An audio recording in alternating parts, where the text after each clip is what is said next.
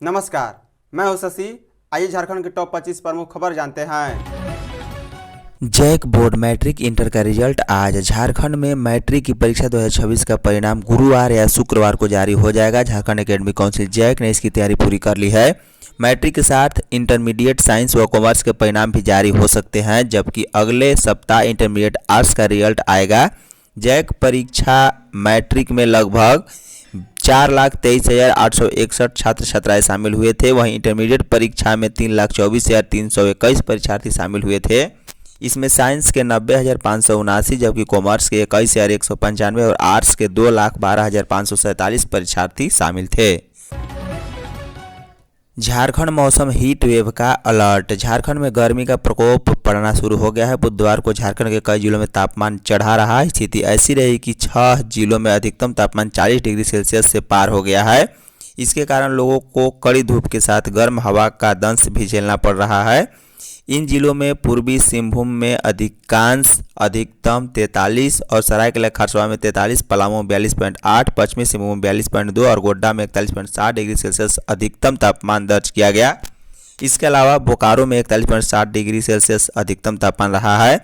बता दें कि सुबह 10 बजे से ही तापमान तेजी से चढ़ रहा है। कई जिलों में सुबह के समय में ही कड़ी धूप के साथ अधिकतम तापमान 40 डिग्री सेल्सियस तक पहुँच गया था। रांची में अधिकतम 38.7 डिग्री सेल्सियस रहा, जबकि पाकुड़ में 40.6 डिग्री रहा। वहीं अन्य जिले में अधिकतम तापमान 33 से लेकर 39 डिग्री सेल्सियस तक पहुंच गया है। उत्पाद सिपाही में सोलभर गैंग के आरोपी जेल। पुलिस ने उत्पाद सिपाही प्रश्न पत्र गड़बड़ी मामले के आरोपी की रिमांड पूरी होते ही बुधवार को सभी को जेल भेज दिया है। इनमें 3 दिन की रिमांड पर बिरसा मुंडा केंद्रीय कारा से सोमवार को तमाड़ थाना लाया गया था। पूछताछ पूरी होते ही बुधवार को सोलभर गैंग के सरगना अतुल वत्स से विकास कुमार, शेर सिंह, आशीष कुमार, योगेश प्रसाद के अलावा 3 अन्य अभ्यर्थियों को भी जेल भेज दिया गया है। पूछताछ में आरोपियों ने कई अहम जानकारी पुलिस को दी है। यहां तक कि आरोपियों ने पुलिस को अपने साथियों के नाम भी बताया। बता दें यहां तक कि अब तक कितने लोगों से प्रतियोगिता परीक्षा पास कराने की एवज में राशि लेने की जानकारी भी दी गई है। इधर पुलिस अन्य फरार गैंग के आरोपियों की तलाश में लगातार छापेमारी कर रही है। कोडरमा में हाथी ने 2 को कुचलकर मार डाला, 3 घायल। कोडरमा जिले के जयनगर थाना क्षेत्र में मंगलवार की रात हाथियों ने एक मासूम समेत 2 लोगों को कुचलकर मार डाला है। हमले में मासूम समेत 3 घायल भी हैं। सभी का इलाज कोडरमा सदर अस्पताल में चल रहा है। पहली घटना रात करीब 12 बजे की है। यहाँ हाथियों के झुंड ने ईंट भट्ठा पर काम करने वाले श्रमिक राजकुमार मांझी को पटक कर मार डाला। वह बिहार के नवादा के रामनगर फतेहपुर का रहने वाला था। हमले में उसकी पत्नी गौरी देवी गंभीर है। 1 घंटे बाद हाथी खगराडीह के खोहा पहाड़ी के पास दूसरे ईंट भट्ठा के पास पहुंचे। वहां करीब 3 दर्जन मजदूर सो रहे थे। हाथियों ने वहां नवादा के पकरिया निवासी मजदूर धर्मेंद्र मांझी के 10 साल के बेटे लव कुश को पटक दिया। इससे उसके शरीर 2 टुकड़े हो गए। वहीं अफरा तफरी में ईंट की दीवार से उसका 2 माह का मासूम अंकुश भी दबने से घायल हो गया। हाथियों के हमले में वहां एक अन्य महिला कारी देवी 28 वर्षीय भी गंभीर रूप से घायल है। झारखंड में 2532 पदों पर पारा मेडिकल बहाली रद्द। राज्य में सरकारी अस्पतालों की स्वास्थ्य व्यवस्था पहले से ही फार्मासिस्टों की कमी से जूझ रही है। ऐसे में पारा मेडिकल कर्मी की बहाली प्रक्रिया रद्द होने से स्थिति और गंभीर हो गई है। झारखंड कर्मचारी चयन आयोग द्वारा वर्ष 2023 के अंत में शुरू की गई नियुक्ति प्रक्रिया, जिसमें 2532 पद बहाली होनी थी, उसे पिछले वर्ष ही रद्द कर दिया गया था। जेएसएससी ने 2023 में झारखंड पारा मेडिकल संयुक्त प्रतियोगिता परीक्षा के माध्यम से 2532 पदों पर नियुक्ति प्रक्रिया शुरू की थी। इसमें फार्मासिस्ट, प्रयोगशाला प्रबंधकी और एक्सरे तकनीशियन और परिचारिका ग्रेड ए जैसे पद शामिल थे। आवेदन प्रक्रिया भी पूरी हो चुकी थी और अभ्यर्थी परीक्षा की तैयारी में जुटे थे, लेकिन सूचना जारी कर बहाली प्रक्रिया को रद्द कर दिया गया। लेकिन आज तक फिर से विज्ञापन नहीं निकाला गया। बताया गया है कि विभागीय स्तर से पदों की अधियाचना वापस लेने के कारण यह निर्णय लिया गया है। बता दें कि भर्ती रद्द होने के बाद हजारों अभ्यर्थी असमंजस और निराश की स्थिति में हैं। झारखंड को मिलेगा नया जिला। महागामा को जिला बनाने की मांग एक बार फिर से जोर पकड़ने लगी है। 7 वर्ष पूर्व अनुमंडल का दर्जा दिलाने के बाद स्थानीय लोगों को प्रशासनिक सुविधाओं में राहत मिली, वहीं अब इसे जिला बनाने की कवायद तेजी होती दिख रही है। ग्रामीण विकास एवं पंचायती राज मंत्री सह मंगामा विधायक दीपिका पांडे सिंह ने कहा है कि मंगामा को जिला घोषित करवाना उनकी प्राथमिकताओं में सबसे ऊपर है। गौरतलब है कि अनुमंडल बनाने से पहले मंगामा प्रखंड के लोगों को छोटे बड़े सरकारी कार्यों, कोर्ट कचहरी या पुलिस से जुड़े मामलों के लिए गोड्डा जिला मुख्यालय तक करीब 65 किलोमीटर की दूरी तय करनी पड़ती थी। खासकर सीमावर्ती प्रखंड ठाकुर टांगी के लोगों को काफ़ी परेशानी झेलनी पड़ती थी, लेकिन अनुमंडल बनने के बाद अधिकांश सुविधाएं स्थानीय स्तर पर मिलने लगी है, जिससे समय और खर्च दोनों की बचत हुई है। झारखंड में अफीम की खेती पर सर्जिकल स्ट्राइक की तैयारी। डीजीपी तदासा मिश्रा ने बुधवार को वीडियो कॉन्फ्रेंसिंग से राज्य में अफीम प्रभावित 8 जिलों के एसपी के साथ वीडियो कॉन्फ्रेंसिंग से उच्च स्तरीय समीक्षा बैठक की। इस बैठक में अफीम प्रभावित रांची, चतरा, पलामू, चाईबासा, हजारीबाग, लातेहार, सरायकेला, खरसवा और खुट्टी के एसपी वीडियो कॉन्फ्रेंसिंग में शामिल हुए। बैठक में वर्ष 2025 में किए गए अफीम के विनिष्टीकरण, 2025-26 फसली वर्ष में नष्ट भूमि के सत्यापन और दर्ज कांडों की अद्यतन स्थिति और बड़े तस्करों के खिलाफ कार्रवाई की प्रगति की भी चर्चा की गई। जिन इलाकों में सैटेलाइट से अफीम प्रभावित क्षेत्रों की निगरानी करने और वहां सक्रिय बड़े तस्करों की पहचान कर कार्रवाई करने का निर्देश दिया गया। उन्होंने अधिकारियों को निर्देश दिया है कि अफीम की खेती में संलिप्त संगठित नेटवर्क की पहचान कर कठोर कानूनी कार्रवाई करे और मामलों का त्वरित निष्पादन करे। वहीं अवैध अफीम की खेती का पता लगाने के लिए सैटेलाइट इमेज का उपयोग किया जाएगा। चिन्हित क्षेत्रों में संबंधित एजेंसियों के साथ समन्वय स्थापित कर संयुक्त अभियान चलाया जाएगा।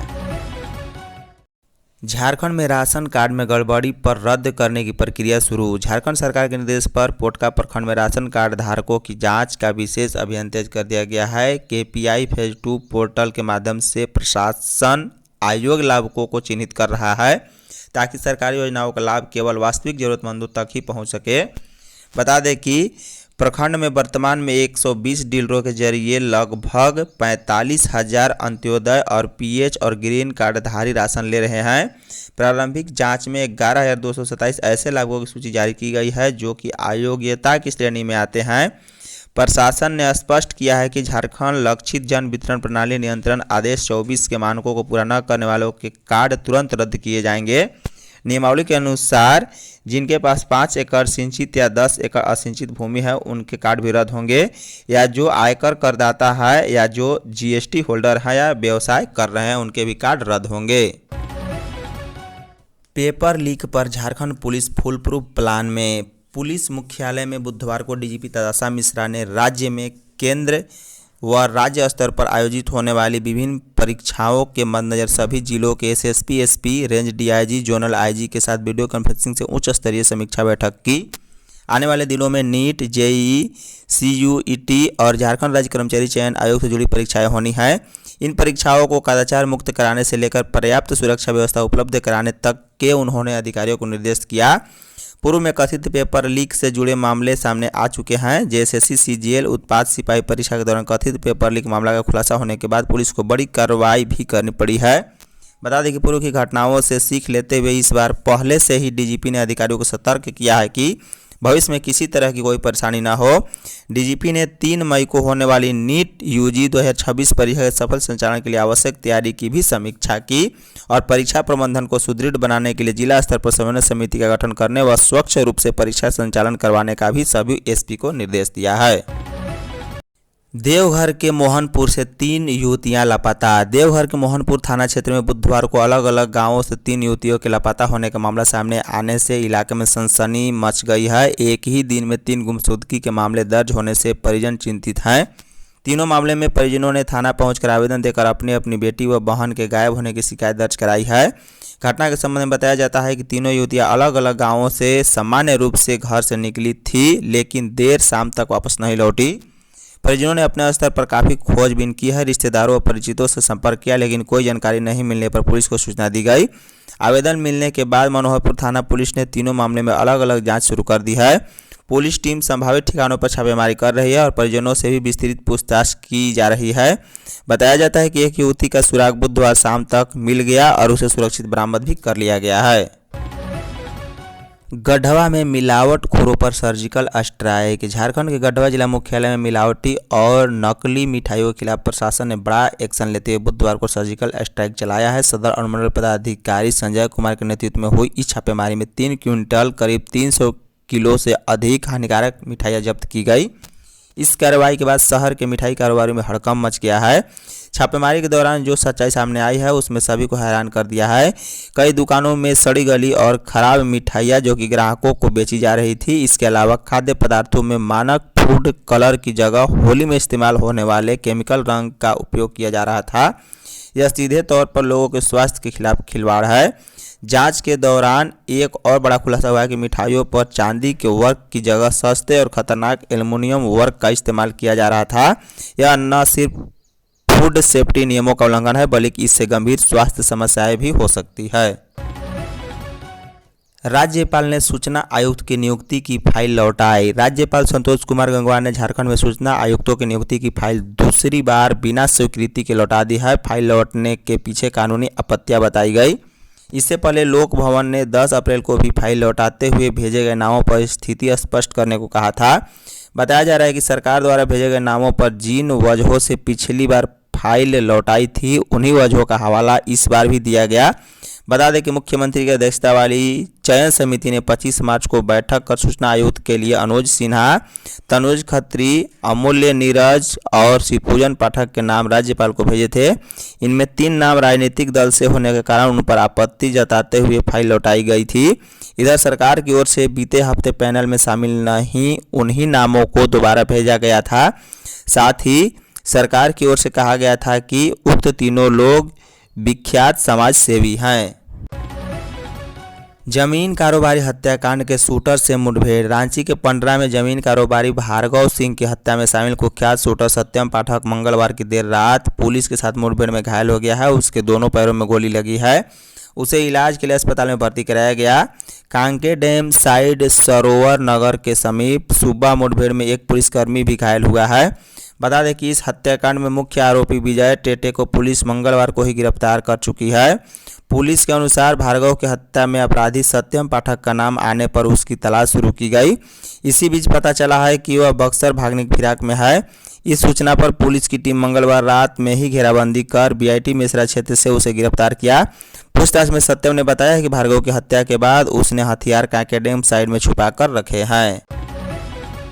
रांची सदर में पानी खत्म, ऑपरेशन टले। रांची सदर अस्पताल में बुधवार को पानी की गंभीर किल्लत ने मरीजों, परिजनों और अस्पताल कर्मियों की परेशानी कई गुना बढ़ा दी है। पाइपलाइन खराब होने की वजह से सुबह से ही अस्पताल के आईसीयू, जनरल वार्ड और लेबर रूम, इमरजेंसी और ओपीडी समेत कई महत्वपूर्ण विभागों में पानी की सप्लाई पूरी तरह बंद रही।